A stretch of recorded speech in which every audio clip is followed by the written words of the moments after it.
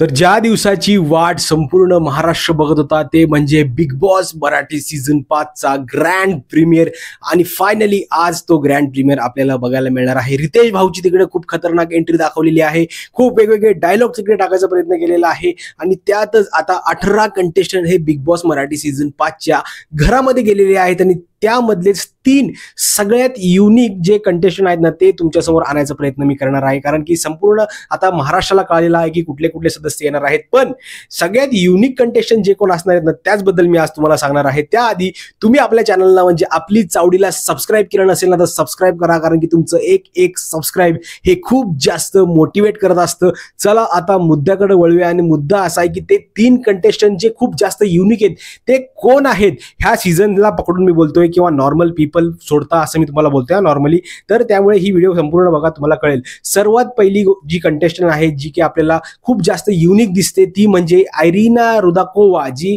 रशियाची आहे, जी cheer leader आहे।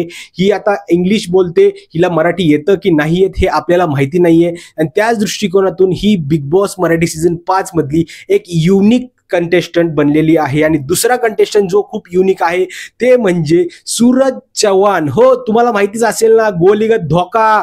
आता मला एक गोष्ट कळत नाही, बिग बॉसच्या मेकर्सनी कुठलं डोकं लावून या सूरज चव्हाणला इन्व्हाइट केलेलं आहे तिकडे। आता हे बघणं खूप जास्त इंटरेस्टिंग राहील की हा घरामध्ये काय करू शकतो। आता हा युनिक का आहे, तर युनिक का आहे याचं कारण मी तुम्हाला सांगू शकत नाही, कारण की ते संपूर्ण महाराष्ट्राला माहिती आहे की हा माणूस युनिक कशामुळे आहे।